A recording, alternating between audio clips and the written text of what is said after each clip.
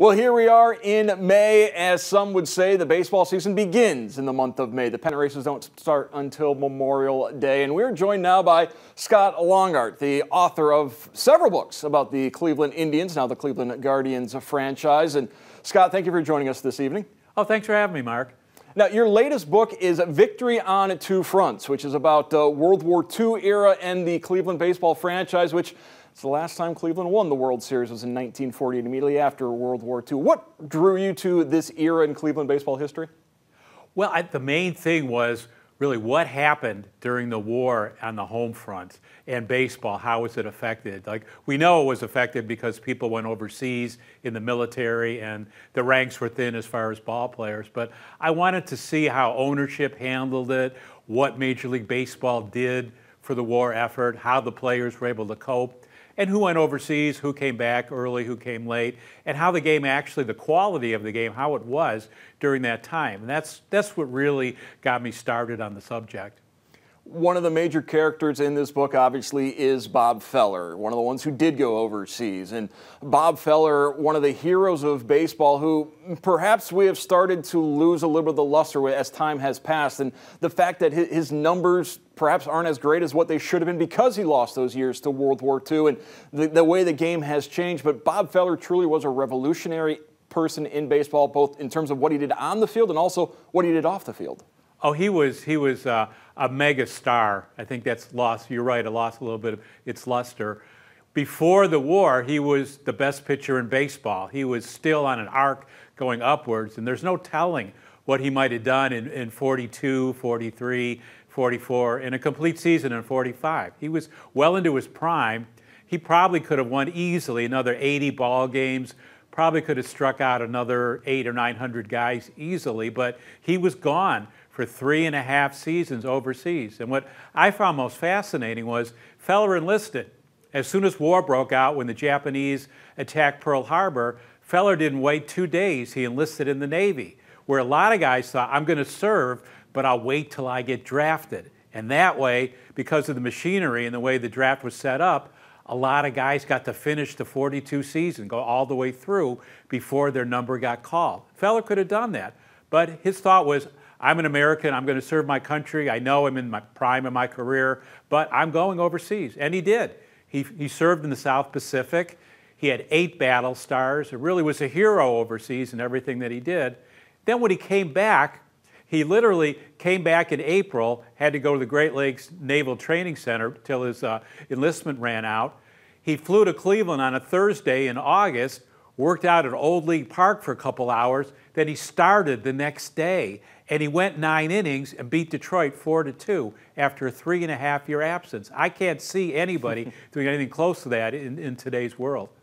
And Feller, with his father's medical condition, he very easily could have gotten deferment. He had some reasons not to serve overseas, but he did. But another interesting thing about Bob Feller, in many ways, he was perhaps one of the first modern baseball players in that he was always had his eye on business interest and making sure, you know, it's a little bit of a I don't want to say a slur, but he was always making sure he could make a buck outside of the game using his fame in the game.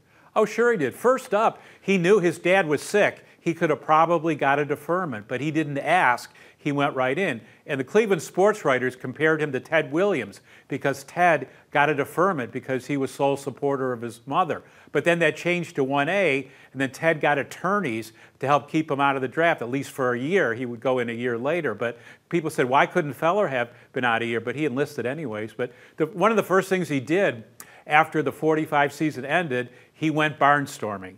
He actually rented a DC-3 airplane to fly him and the ball players all across the country, down into Mexico, to wherever he could play ball. And he did this for 2 months because he told everybody, I've got to make up the money I lost. And I think he did by playing all these games.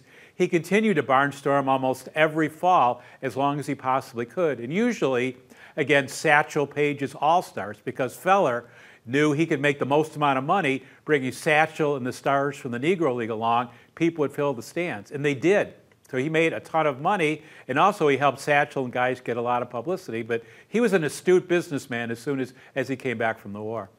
Another one of the overriding figures in Victory in Two Fronts is Lou Berdro, the player manager, which, again, that's another one of those things that used to be not as unique in baseball. Now it's gone the way of the dinosaur. We don't see player managers anymore. But Berdro was interesting that he was a player manager at a very young age. Yes, he was 24 years old when he got the job. And at first, he wasn't being considered. The Cleveland owner was Alva Bradley, an old school owner, a man in his 50s. He was looking at guys in their 60s, guys who had played 20 years in the majors and had coached. But one of his shareholders said, it's time for a change. We need some young blood here to revitalize the franchise. Let's look at somebody young. And as luck would have it, Lou sent a letter to Bradley asking to apply for the job. So I'm not sure Bradley was convinced, but he sent a letter to Lou to tell him to come for an interview. He interviewed in front of all the stockholders and Bradley, and he convinced them all that he was the guy, even though he'd never coached or managed before. In college, he was captain of the University of Illinois basketball team, but that was it. But Lou proved to learn very, very quickly and became a very good manager. It would take after the war, but he would guide us to a pennant and to a World Series win. He was quite a phenomenon in his time, a great shortstop, a really good hitter, and able to lead guys in baseball at age 24, which today, I don't think anybody under 35 or 38 would even be hired. But Lou was the guy, and he proved he was the right choice. Lou Berdro, just one of the many Hall of Famers featured in this book, including Bill Veck, the owner who finagled his way into buying the team from Alva Bradley. And Bill Veck is another one of those great characters in baseball that has maybe, again, like Feller, we've maybe lost a little bit of the uniqueness of Bill Veck and how much of a pioneer he was and how important he was to the game we love. Yes, Veck was just as important as Feller. Veck was miles and miles ahead of his time, the things that he wanted to do to promote, to bring people to the stands, like everyone does now with some kind of promotion almost every night and dollar hot dog night. Veck was doing things like that in 1946. The other owners frowned upon him for doing it. They were all the old line owners who just didn't do these things. It wasn't right. But he knew how to fill the stands. He could fill a 79,000 seat venue in Cleveland Municipal Stadium. He did it numerous times. So he was quite the guy in his own right. He did acquire the team, though, a little bit, I would say a little underhanded means, as he found out that Alva Bradley did not own the majority of the team. He only owned about 25%. The shareholders took up the rest. So Veck quietly in 1946 went to visit the shareholders and made offers for their shares until he had over 50% of the ball club. Nobody knew about this. Even Alva Bradley didn't know, the owner. At the last second, he was blindsided, and one of the shareholders told him, looks like you're about to lose the ball club. He was stunned. He made an offer to all the shareholders. He would buy them out 100% if they would just give him a couple months to raise the money. He had been running the team for 20 years. But the people said no. They made a deal with Veck, and they were going with Veck, and he got the ball club. And Bradley was virtually kicked out of baseball. It was really a hostile takeover. He had no say in the matter. He and Veck never really met face-to-face until Veck was absolutely taking over the team when they had to sign the documents. So I thought Veck really kind of went a little bit to the wrong side on that one. He should have confronted Bradley and told him what he wanted to do. But Bradley was left out in the cold, and he was out of baseball. But Veck was here. And in 2.5 years, we would have a championship. Bill Veck, another World War II veteran. And I think when I think of Bill Veck, I always think idea-rich, cash-poor. And that's perhaps the reason why he bought and sold so many baseball teams. He never quite had that cash to be a staying power with one team for one long period of time. Right. He wasn't conservative. Whatever money he had, he spent it. For the promotions that he did, he spent a lot of money. In '48, he actually flew 12,000 carnations from a Hawaii plantation to give out to ladies at a particular ball game. The whole thing probably cost about $25,000 to $30,000 just to bring the carnations on a special airplane. I don't think his shareholders approved of that, but Veck, whatever money he had, he would go out and spend it, put it back in the ball club. When he needed some pitchers for the team in '48, he spent $100,000 for Sam Zoldak, a .500 pitcher from St. Louis, but Veck thought he could help, didn't care what the price tag was, he would pay it, and the owners knew it, so Veck paid a premium for all his ball players. It happened when, in '49, Veck went through a divorce, and as part of the settlement, he had to leave a trust fund for his children. The only assets he had then, even after owning Cleveland for 3 seasons plus, was his shares in the team. So he had to sell out to make that trust fund and make the divorce complete so he could marry the woman that he wanted. But he was not a guy that would carry any extra cash around. He would spend it, put it in the club or for his promotions or whatever he needed to do. Veck would spend the money. And again, way ahead of his time. I mean, Veck could have, I think, flourished in the game now. With all the promotions people do, Veck would probably go beyond that and even draw more people to the ball games. He was that much of a visionary, though very much disliked by the other Major League owners. They didn't like his style. Of course, he never wore a tie. They did not like that. At the Major League meetings, Veck would walk in with a shirt open at the neck and maybe a jacket if he felt like it. And the old school owners with their three-piece suits did not like that at all, so he was not well liked by his peers. But tremendous individual who brought a championship to Cleveland and made it fun for everybody in town to watch the ball games. Speaking of not being liked by his peers, prior to buying the Cleveland franchise, he was going to buy the Philadelphia Phillies, intended to integrate the team in 1944. That got stopped, but he did integrate the American League, as in July of this year we'll celebrate the 75th anniversary of Larry Doby becoming the first black player in the American League. And certainly Jackie Robinson deserves and merits a lot of the attention, but Larry Doby went through the exact same things that Jackie Robinson did and perhaps didn't have the same type of support system that Jackie did when he was with Cleveland. Right. I think Larry really had a difficult situation. Sure, Robinson broke the color barrier, but the American League was totally different. These were the cities that Larry had to go to, and many of them had segregation, and he couldn't stay at the hotels the other players did most of the time. He couldn't eat in the restaurants. He could not go to the nightclubs they went to. He was on his own. He basically would have to stay at some specific hotel that would allow African Americans in and stay in his room. There was nowhere to go, or maybe get something to eat nearby. His teammates gave him a lackluster reception. 3 or 4 of the guys were fine with him. Feller, who really, he cared about earning the money and winning, so that was fine to have Doby on the team. Jim Hegan was friendly to him, as was Steve Gromek and Joe Gordon. The other guys were pretty much standoffish. A few guys outright wouldn't even talk to him. These were his own teammates. So he had tremendous obstacles every city he went to. And more than once, he'd be sliding into second base, and the shortstop or second baseman would spit their tobacco juice on him just to let him know what they thought. And he knew, and he made an agreement with Veck, he would not answer. No matter what was said to him, he would just take it, and he would go out and prove he was a ball player that belonged in Major League Baseball. And because of the grace that he had and the humility and the ability to understand what was ahead of him, he opened the door, just like Robinson did, for Willie Mays and Willie McCovey and Hank Aaron and Ernie Banks. He really deserves a tremendous amount of credit for that. You mentioned Joe Gordon. The Cleveland franchise traded Allie Reynolds to the Yankees for Joe Gordon. Gordon instrumental in winning that 48 World Series, but giving up Allie Reynolds, did that maybe cost Cleveland in the 50s? I think it did. Yeah, Reynolds was an outstanding pitcher with the Yankees after the trade. Reynolds would make 5 All-Star teams and win 7 World Series games. Here I also kind of question a little bit. Gordon had a tremendous year, a Hall of Famer, hit way over 300, 30-plus homers, no question about it. He had a great year. But the next year he hit 20. The next year he was about done. Reynolds had about 7, 8 good years left, which we could have used. The other instance was Gene Bearden, who Veck was able to get, tremendous in 1948, a 20-game winner, but that was it.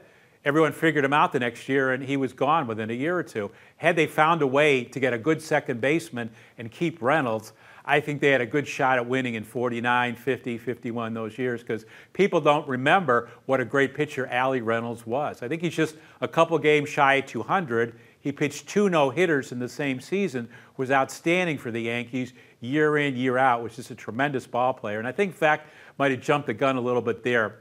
He had their other second basemen around that weren't as good as Gordon, but somebody that could have filled the role, and then he would have had a potential 20-game winner on the staff to go with Lemon and Feller. That would have put them over the top, I think, in years to come. But he wanted to win now, and he knew by getting Gordon, who was about 31, if Gordon had a good year or two left, the infield they had with Berdro and Keltner and Robinson, they could win it all. And he was right, they did. Speaking of Bob Feller, victory on 2 fronts, speaking of Bob Lemon, victory on 2 fronts begins with Bob Lemon as a promising outfield prospect. It's rare to see somebody switch from outfield to pitcher, let alone to do it at the major league level. That's exactly what Bob Lemon did. Right. I don't think it would ever been done after that. Maybe there's an isolated case, but he went basically from center field to the bench for a little while. Then Lou found out that he did a lot of pitching in Hawaii when he was in the Navy, so he gave him some shots as a relief pitcher. A little shaky at first, but he could see the potential. By the end of the year, Lemon looked fairly good, and by 1947, he would be a starter. But I think the amazing thing is, you consider he was not a pitcher in the minors at all. He came to Cleveland as a starting center fielder in 1946. He had to go to the bench, and then it was like, well, can you pitch? Okay, we'll try out on the mound. He didn't go back to AAA and work out for 6 months and learn the proper techniques of a pitcher. He learned on the job, and he did it well enough to become a Hall of Famer and a mainstay on the Cleveland pitching staff. Again, today I'm not knocking or discounting any of the athletes today, but I can't believe you could take an outfielder in the majors now and a month later have him pitching effectively. But Bob Lemon was able to do that. We've talked quite a bit about Hall of Famers that are in this book, and there is a most recent Hall of Famer just this coming summer. Jack Greaney will be inducted into Cooperstown in the broadcaster's wing. He was the former player for the Cleveland franchise and then transitioned into a radio announcer, and he also plays a key role in victory on two fronts. Oh, Jack did, yeah. When we picked up the start of late 1941, Jack was still recreating games on the road, and he was a master at it. He was so good, there were people that didn't realize he was in the studio recreating the games off a tape. Jack would do things that no other announcer would do. Like in April and early May, he'd be behind the mic and he'd say to his engineer, Jim, it's getting pretty cold out here. Can you get me my overcoat? Fans, it's 51 degrees on the field. And if a foul ball came anywhere near them, he had wood or a bat. He'd say, look out, Jim, it's coming. And he'd make noise. Oh, that almost got us. Fans was right near here. People bought it, thought this is amazing. I guess he's really at the game. He was a master at doing that, recreating terrific. And when he broadcast live from the stadium, he had a special kind of delivery and his knowledge of the game that got you very excited and into the game to listen to him. He kept it really interesting for the entire 9 innings. And eventually they would go on the road and he would broadcast from there. And then he would team up with Jimmy Dudley. Another guy became a famous announcer, and Jack would announce till 54.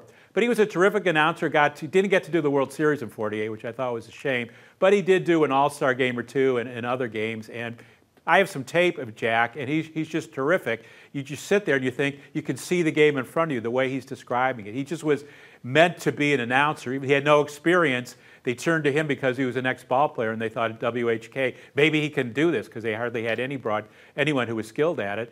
And he took to it immediately. He was just perfect from day one. So he was really a good ball player in his day, not a great one, but really meant to be an announcer on radio. And I'm so happy that the Hall of Fame saw to it, and he was elected, and he's going to be a member because he really, really deserved it. He was just an outstanding announcer and really great for Cleveland as a ball player from 1911 on, all the way through 1952 or 3 as an announcer. Jack was a great contributor to Cleveland baseball.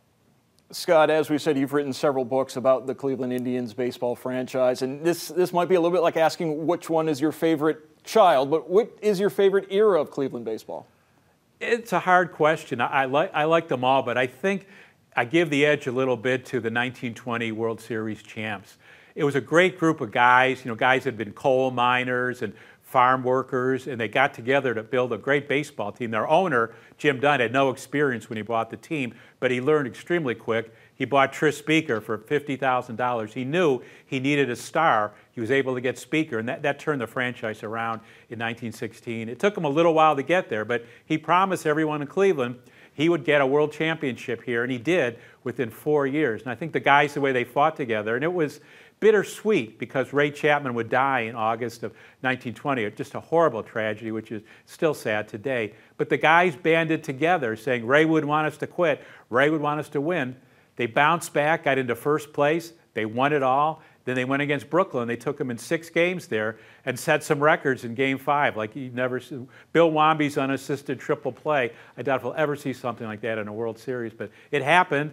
The first Grand Slam homer, Elmer Smith hit it, and the first pitcher to homer, Jim Bagby, hit a homer, a 3-run homer. It was an exciting World Series. It was an exciting time in Cleveland. So I think that I kind of really look back on that era with a lot of fondness, where at the game, you can imagine at League Park, you've been there, people climbing telephone poles to watch the game because they didn't have a ticket, people climbing trees, people standing on top of buildings on the schoolhouse and a moving company just to get a glimpse of the game, people lining up at 9 o'clock at night to get in, hopefully to get a standing room ticket, standing for 12 hours till the box office opened. So to me, that was a very, very great era. People were so attached to the baseball team. It's probably my favorite. Though I like all the eras. There's something to be said for the 30s and the 40s as well.